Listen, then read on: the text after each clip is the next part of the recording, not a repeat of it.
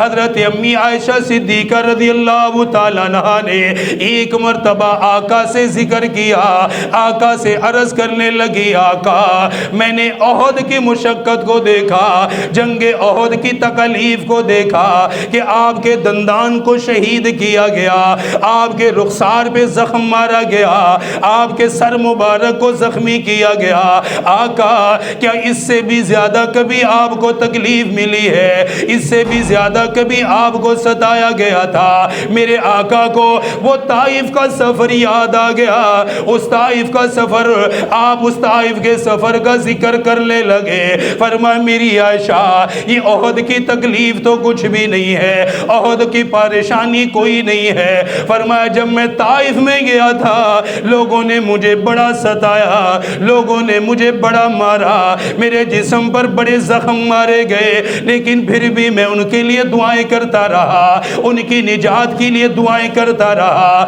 وہ طائف کا سفر کتنا مشکل سفر ہوگا جس کا ذکر کئی سال بعد بھی میرے آقا نے کیا، کئی سال بعد بھی اس کا ذکر کیا، اس کی پریشانی کا ذکر کیا، ان حالات کا ذکر کیا۔ میرے آقا طائف سے واپس آئے، لوگوں کو کلمے کی دعوت دیتے رہے، اسلام کی دعوت دیتے رہے، ادھر دل کے اندر غم بھی ہے، دل میں پریشانی بھی ہے، سگا چاچا بھی دنیا سے چلا گیا، آپ کی بیوی سیدہ خدیجہ بھی دنیا سے چلی گئی، اتنے سارے غم دل کے اندر رکھے ہوئے ہیں۔ انہی حالات کے اندر ایک رات آپ سو گئے، ام ہانی کے گھر تشریف لائے، یہ کملی مبارک کو اوپر لیا، اللہ کا نام لے کے آرام فرما ہو گئے، امت کے غم کے اندر لیٹ گئے۔ اللہ رب العالمین نے حضرت جبرائیل کو بلایا، فرمایا جبرائیل لبیک یا رب جلی، میرے رب میرے لیے کیا حکم ہے؟ اللہ پاک نے فرمایا میرے محبوب کے پاس جاؤ، عرض کرنے لگے میرے پروردگار قرآن کی کون سی آیت لے کر جاؤ، قرآن کا کیا حکم لے کر جاؤ، امت کے لیے کیا بشارت لے کر جاؤ، آپ کے نبی کو کیا بتانے کے لیے جاؤ؟ اللہ پاک نے فرمایا ہوگا جبرائیل آج قرآن نہیں لے کر جاؤ گے، آج صرف میرا پیغام لے کر نہیں جاؤ گے، آج صرف میرا حکم زمین پہ نہیں جائے گا، بلکہ اللہ پاک نے فرمایا جبرائیل آج میرے محبوب کے پاس جاؤ اور میرے محبوب ہی کو عرش پہ لے کر آؤ۔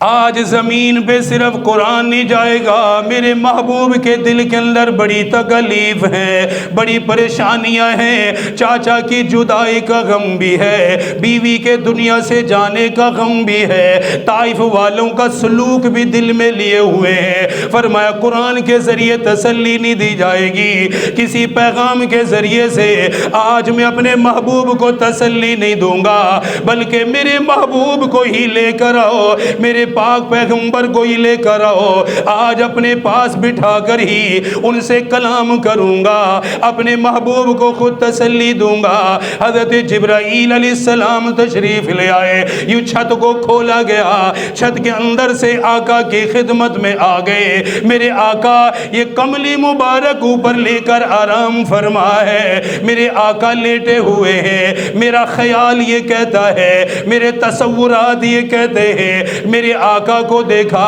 میرے آقا آرام فرما۔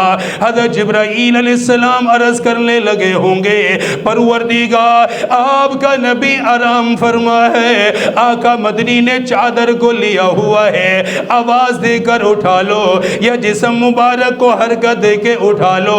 اللہ پاک نے فرمایا ہوگا آج تک نام لے کر میں نے بھی اپنے حبیب کو مخاطب نہیں کیا، اپنے حبیب کو خطاب نہیں کیا، میں نے جب بھی اپنے محبوب سے خطاب کیا، اپنے محبوب کے صفات کے ساتھ خطاب کیا، کبھی فرمایا یا ایھا النبی، کبھی فرمایا یا ایھا الرسول، کبھی فرمایا یا ایھا المزمل، نام لے کے مخاطب نہیں فرمایا۔ حضرت جبرائیل عرض کرنے لگے میرے پروردگار بیدار کیسے کروں گا، آقا کو اٹھاؤں کیسے؟ اللہ پاک نے فرمایا ہوگا گا یہ میں نے تجھے نورانی پر عطا کیے ہیں جن پروں سے پرواز کرتا ہوا جاتا ہے، اپنے نورانی پر میرے آقا کے طلبوں کے ساتھ لگا، میرے آقا بیدار بھی ہو جائیں گے، میں تیرے پروں کی شان بھی بلند کر دوں گا، میں تیرے پروں کو شان بھی عطا کر دوں گا۔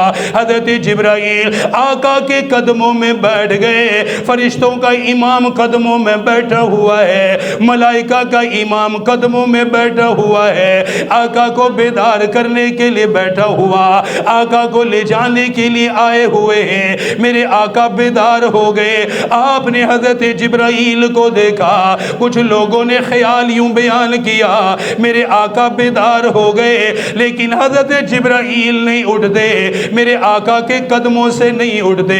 کسی عاشق نے سوال کر لیا، او جبرائیل میرے آقا کو بیدار کرنے کے لیے قدموں میں بیٹھا تھا، میرے آقا تو بیدار ہو گئے، اب خود کیوں نہیں اٹھتا، خود کیوں نہیں کھڑا ہوتا؟ گویا حضرت جبرائیل فرمانے لگے، نہ جنت کی گلیوں میں دیکھا، نہ جنت کی گلیوں میں دیکھا، مزہ جو محمد کی تلیوں میں دیکھا۔ نہ جنت کی گلیوں میں دیکھا، مزہ جو محمد کی، یہ تو بات ہی الگ ہے۔ میرے آقا صلی اللہ علیہ وسلم کی شان ہی سب سے الگ ہے، میرے آقا کی نبوت ہی سب سے نرالی ہے۔ آقا بیدار ہو گئے، فرمایا جبرائیل کیا پیغام ہے، کیا آیات، کون سی آیات ہیں، سناؤ، پڑھو، کیا آیات، کیا حکم ہے، بتاؤ اللہ پاک کا کیا پیغام ہے۔ عرض کرنے لگے آقا آج کوئی قرآن کی آیات لے کر نہیں آیا بلکہ آپ ہی کو لینے آیا ہوں، آج تو آپ ہی کو لے کر جانا ہے، آج تو میں آپ کا ہی خاتم بن، آپ کے ساتھ میں نے جانا ہے۔ کہاں جانا ہے؟ مکہ سے مدینہ جانا ہے، کہاں جانا ہے؟ جبرائیل نے گویا عرض کیا آقا وہاں جانا ہے جہاں کسی کا گمان بھی نہیں ہوا ہوگا، اللہ وہاں آپ کو لے کر جائے گا، وہاں کی آپ کو سیر کرائے گا، اس جگہ پر لے کر جائے گا جہاں تک کوئی نبی اور رسول کا بھی خیال نہیں گیا ہوگا، اللہ آپ کو وہاں کی سیر کرائے گا۔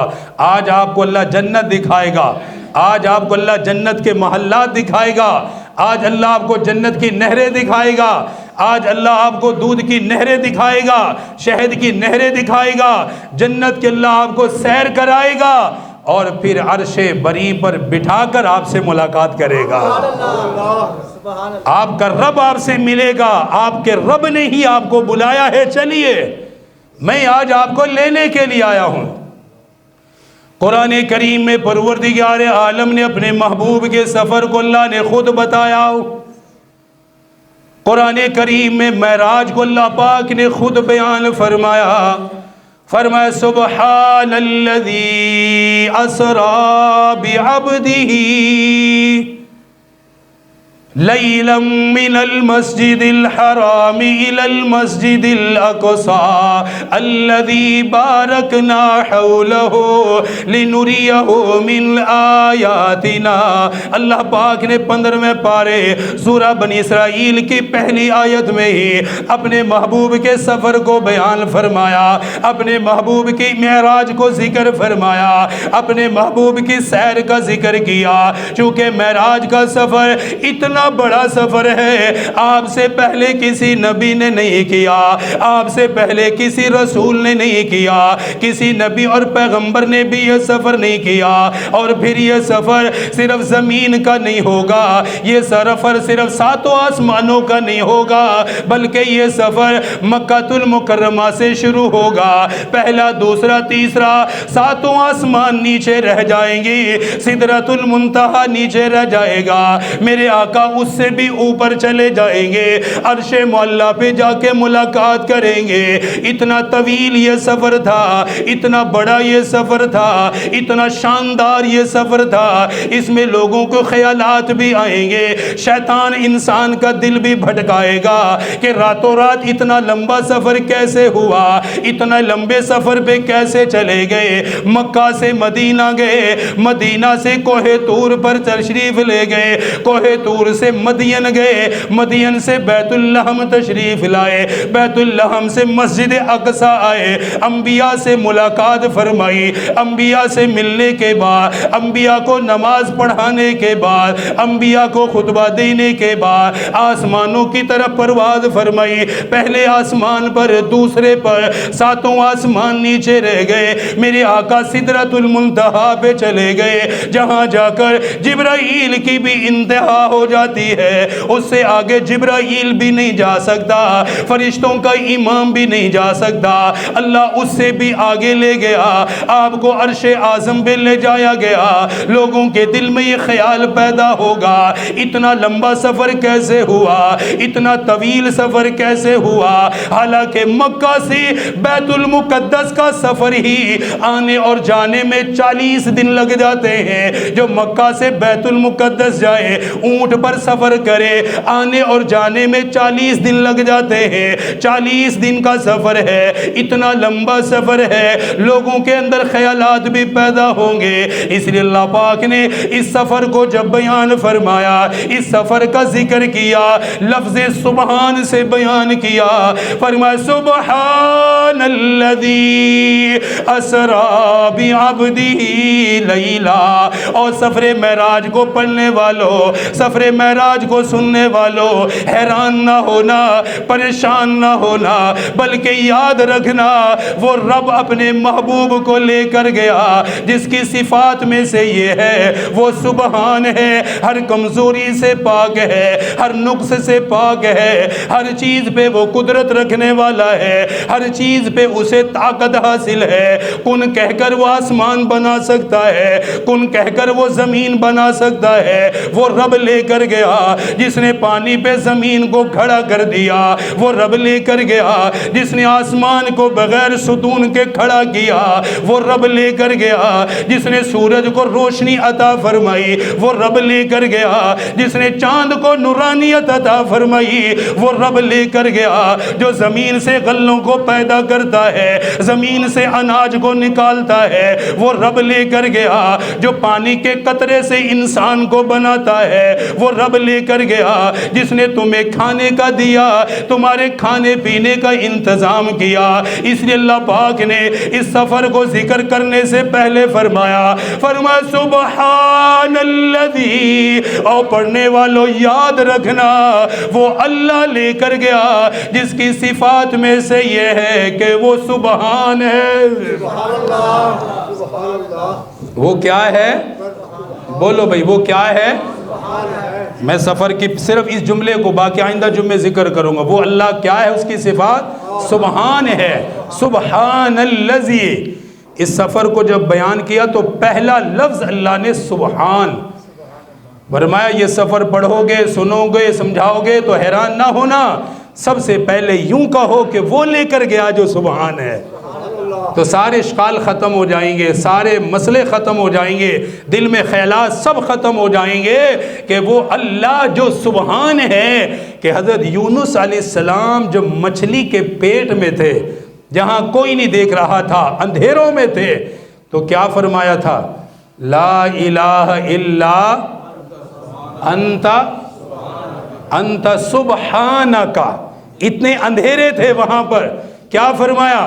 اللہ کی وہ عظیم صفت بیان کی، فرمانے لگے لا الہ الا انت سبحانک، میرے رب آپ سبحان ہیں، مجھے یہاں کوئی نہیں دیکھ رہا، آپ دیکھ رہے ہیں، سبحان اللہ۔ میرے حالات سے یہاں کوئی باخبر نہیں ہے، آپ میرے حالات سے باخبر ہیں کیونکہ آپ سبحان ہیں۔ اس لیے ہم جب بھی کوئی چیز بیان کرتے ہیں عجیب و غریب تو کیا کہتے ہیں؟ سبحان اللہ۔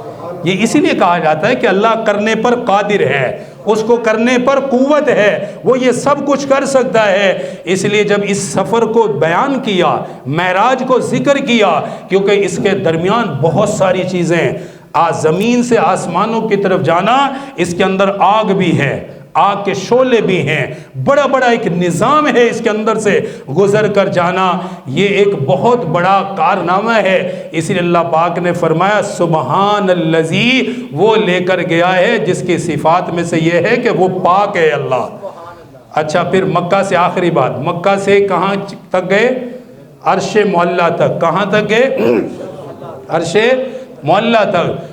زمین سے لے کے عرش معلیٰ، عرش معلیٰ کے ماورا کوئی مخلوق نہیں ہے. عرش معلیٰ کے ماورا کوئی مخلوق نہیں ہے. عرش پر اللہ نے ساری مخلوقات ختم کر دی ہیں، اس کے آگے اللہ نے کوئی مخلوق پیدا ہی نہیں کی ہے. اس میں یہ اشارہ ہے کہ عرش کے ماورا کوئی مخلوق نہیں ہے. اللہ اس نبی کو لے کر گیا ہے جس کے بعد کوئی نبی نہیں ہے، جس کے بعد کوئی رسول نہیں ہے. اس نبی کو اس جگہ تک لے جایا گیا جس کے بعد کوئی جہان نہیں ہے، جس کے بعد کوئی مخلوق نہیں ہے. اللہ پاک اشارہ فرما رہا ہے کہ میرے محبوب اس جگہ تک چلے گئے کہ اس سے آگے میں نے کوئی مخلوق ہی نہیں بنائی، اپنے حبیب کے بعد کوئی نبی نہیں بنایا، میرے محبوب کے بعد کوئی نبی نہیں، کوئی رسول نہیں. وہاں جا کر مخلوق ختم، آپ پر نبوت ختم. وہاں جا کر مخلوقات ختم، آپ پر رسالت ختم. اللہ نے آپ کو آخری نبی بنایا ہے.